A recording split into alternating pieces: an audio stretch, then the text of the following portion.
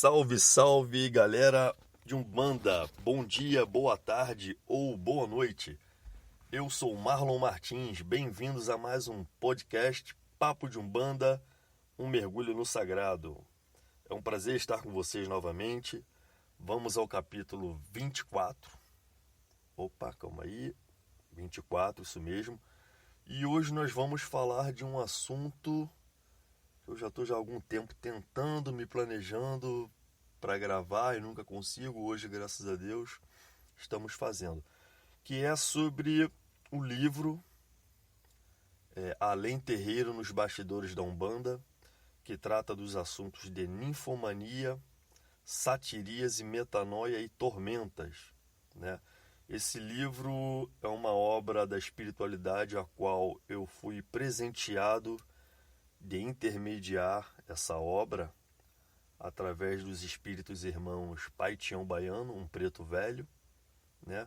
E um outro irmão chamado Arlindo Luiz, que até então eu não conhecia, né? E aí quando esse irmão fez contato comigo, me passando o decorrer do livro, do romance em si, eu achei que estava enlouquecendo. E assim, foi uma experiência muito bacana, muito diferente de qualquer outra coisa que eu já tinha presenciado em minhas experiências mediúnicas, né? Nunca esperava ser intermediário de um romance espírita, ou seja, o interlocutor de um livro vindo da espiritualidade. Então me pegou de surpresa e saiu. No começo eu achei que estava enlouquecendo, né? Estava escutando coisas, não estava sabendo lidar com a situação, e quem me explicou a situação foi o meu bom malandro, né? Zé Gafieira, ele é que explicou para minha esposa o que estava acontecendo e se explicou comigo também. Aí sim eu fui entender o que estava acontecendo, e aí comecei daquele dia em diante a me resguardar em tais horários, a me concentrar. E aí o irmão Arlindo Luiz fez contato novamente e graças a Deus a obra está aí, está publicada. Espero que vocês gostem. O livro, não porque eu fui intermediário, né, mas ficou muito bacana, uma história forte, né, bem detalhada, muitos detalhes da vida, né, dos personagens. E aí eu achei bacana fazer uma gravação contando essa história do livro, né? Porque é curioso, um médium com, vamos botar aí, 30 anos de Umbanda, que nunca pensou em escrever um livro sequer na vida, né? Na verdade, minto. Tenho outras duas obras em andamento, mas nunca meus, né? Um livro meu, Marlon. Nunca pensei em receber um livro da espiritualidade. E aí, do nada, no finalzinho de 2019, isso aconteceu. Então, assim, foi uma experiência muito legal, muito bacana, e eu achei interessante trazer essa experiência para vocês. Por que eu achei interessante? Não só para falar do livro, fazer propaganda. Gente, que se ganha de um livro vocês não têm noção, é muito pouco, né? Muito pouco mesmo. Mas principalmente para poder ajudar a editora, porque eu não paguei um centavo pelo livro. A editora viu a obra, gostou, me convidou para publicar. A princípio eu não aceitei, mas depois pensei melhor e aceitei. Então, assim, eu preciso fazer com que seja reconhecido os esforços da editora, né? A editora agora precisa vender a obra o qual ela investiu o dinheiro, né? E não é só isso. Por que é interessante? Porque para o médium, para o umbandista e também para o kardecista, creio que muitos devem estar querendo saber como isso acontece, né? Você já parou para se perguntar como um médium recebe um livro? Como um médium escreve um livro psicografado, ou psicofonado, ou através de psicotelepatia? Então, se são muitas as maneiras que a espiritualidade tem para entrar em contato com o médium. Tá ok, gente? Então, Vamos começar a falar um pouco sobre o livro em si. Bom, desculpa, vamos falar primeiro dos intermediadores do livro, né, que me trouxeram o livro, que foi um preto velho, Pai Tião Baiano, que eu também nunca conheci na minha vida, não sei nem quem era, agora eu sei quem é.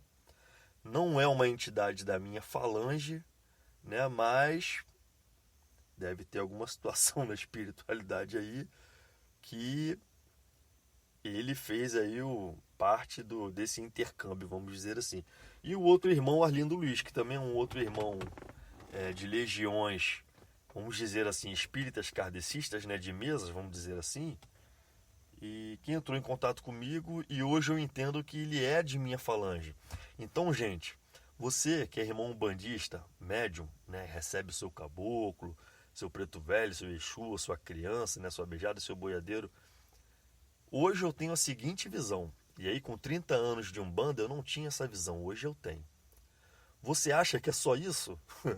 Você acha que é só um caboclo, um preto velho, um boiadeiro, uma criança, um Exu? Bom, hoje eu digo, gente, não é. A espiritualidade, é infinita. Nossas falanges são muito grandes, né? Só que quem dá a presença nos trabalhos mediúnicos são os principais, aqueles que por missão, tiveram por missão ter que vir trabalhar. Entendeu? Mas se tratam só desses sujeitos, dessas entidades? Não. Tem muita gente. Então é o que eu estou dizendo para vocês aqui. Eu tenho um irmão das legiões de mesa kardecista chamado Arlindo Luiz, ao qual eu não conhecia. E que hoje sei que ele faz parte da minha falange. Olha que interessante. E eu achava que era só o seu Tupinambá, né? Seu Malandro, Cigano Vladimir, né? Meu Cosmin, minha criança, e meu preto velho, meu vovô Inácio, acabou. Eu achava que era só isso, né? Meu boiadeiro. Mas, gente, tem muita gente do lado de lá que trabalha diretamente com a nossa espiritualidade, com a nossa mediunidade. É que isso não fica aflorado, isso não fica evidenciado. Então, primeiro testemunho, nossa falange é gigante. E a parada é assim, muito maneira mesmo, né? Mais um motivo para termos compromissos e carinhos com as nossas entidades. E aí vamos dar andamento aqui. Bom, Preto Velho Pai Baiano, né? Boa parte ele participa ativamente, tanto ele quanto o Arlindo Luiz, do romance, do início ao fim, né? O Arlindo Luiz, ele começa o livro se dizendo como um ser errante, né? Contando a história de um ser errante a médium. Ou seja, ele conta trechos do passado dele onde ele errou muito, né? Posso dizer aqui experiências vergonhosas, né? Grotescas, né? Até o momento em que ele se tornou médium, tá ok? E aí o preto velho pai Tião Baiano também, ele cita trechos de quando, principalmente em uma das encarnações dele, quando ele foi escravo aqui no Brasil, ele cita o Nordeste brasileiro, né? Ele cita em alguns trechos canaviais, né? Plantação de cana-de-açúcar. E, enfim, eu não quero falar muito, que é para não estragar o prazer de vocês em ter acesso ao livro, né? Mas para deixar aí uma coisa apimentada, só para vocês terem uma ideia, hoje eles trabalham juntos na mesma falange. Na mesma falange não, desculpa, na espiritualidade, né? Não sei se na mesma falange, mas eu acredito que não. Pelo menos isso não me foi aberto. Hoje, né? Trabalhavam. Hoje eu não sei. Por que eu digo que trabalhavam? Olha como é que a espiritualidade, gente, é perfeita. Como o resgate kármico, a justiça divina, como a mão de Deus, ela é leve para um lado, mas ao mesmo tempo ela é pesada para o outro e vice-versa. É um equilíbrio perfeito. Olha só que coisa. Esse pai Tião Baiano, esse preto velho que um dia foi escravo no Nordeste do Brasil, ele trabalhou numa fazenda de usina de cana, onde o feitor da fazenda era o Arlindo. Ou seja, o Arlindo no papel de feitor, nessa passagem encarnatória dele, judiou muito desse negro. E aí o que aconteceu? Mais tarde, décadas depois, na década de 80, onde se passa o romance, o Arlindo Luiz virou o médium do Pai de Chão Baiano. Olha que história. Olha que história. O açoitado virou entidade espiritual guia do feitor, daquele que pegava o chicote na mão. Enfim, pô, uma história muito bacana. Vocês vão gostar muito do livro, né?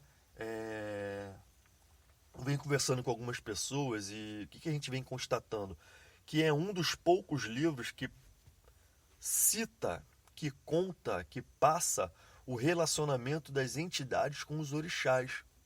Você sabe hoje como é que é o relacionamento da sua entidade com os orixás? Como é que funciona isso? Né? Será que seu preto velho ele tem acesso direto ao seu orixá, seu Ogum, seu Xangô, seu Oxóssi, né? Sua Oxum, sua Iemanjá? Será que as suas entidades, guias de trabalho, né? De linhas de trabalho, têm acesso direto aos orixás das linhas de Umbanda? Aos orixás pais e mães das cabeças de vocês? Então esse livro, ele passa trechos e detalhes muito interessantes disso, desse relacionamento, dessa convivência dos guias, né, das entidades, com os orixás. E isso para mim também foi surpresa, novamente, com quase 30 anos, foi surpresa. Por quê? Hoje eu posso dizer para vocês que é um relacionamento quase que normal. Né? Eu digo quase que normal porque, gente, não adianta querer esconder ou se enganar. A Umbanda é hierárquica. E o plano espiritual também é hierárquico. Mas como assim, Marlon, hierárquico? Hierárquico através de nível evolutivo. É simples. Não é que um manda porque um é mais sabido do que o outro. Não é, é uma questão de evolução. Então tem uma hierarquia. Essa hierarquia é respeitada. Mas o relacionamento, gente, existe. É um mundo totalmente paralelo, muito parecido com o nosso. E olha que interessante, eu não sabia, não tinha a mínima ideia de como era isso. Será que um caboclo tem ligação, acesso direto ao Oxóssi? Será que o preto velho ele tem acesso direto a uma Iemanjá? Será que o Exu tem acesso direto a um Ogum? E como é que funciona isso? Então o livro traz isso abertamente do início ao fim. Por quê? Por que o livro traz isso diretamente do início ao fim? Porque o romance, gente, é nada mais, nada menos que mostrando como é o outro lado do plano espiritual durante uma sessão umbandista, né? Ou seja, desde quando se abre o terreiro, e aí as pessoas estão ali no preparo, e aí se for uma gira de caboclo, no livro no caso, né, cita uma gira de caboclo, os caboclos chegando para trabalhar, e aí ele fala de toda aquela riqueza de detalhes dos caboclos descendo. Cara, muito emocionante, principalmente nessa hora que cita os caboclos, né? Eu, como sou de Oxóssi, me emocionei muito e quase não conseguia gravar as mensagens, e aí tive que me recompor, respirar. Então, assim, o livro é muito interessante. Aí eles contam os caboclos chegando no terreiro, os trabalhos desenrolando, e aí o trabalho do caboclo finalizando, dando-se início à gira de Exu, e aí os Exus indo buscar os irmãos que seriam interrogados, no caso, vamos dizer assim, uma gira de desobsessão, um bandista, vamos dizer assim. Então, aí mostra um trabalho, porra, desculpa o palavrão, formidável de um Exu, Exu Marabô. Esse Exu, esse nome ganhou ainda mais o meu respeito, além do que eu já tinha por esse Exu, Exu Marabô. Que trabalho que esse Exu faz no livro, uma coisa formidável, né? Não só de Exu Marabô, aí cita muitas outras entidades, né? Exu Caveirinha, Pombagira Rosa Vermelha, Caboclos, fala do Caboclo Araúna, fala da Ciganinha, fala Caboclo Cobra Coral.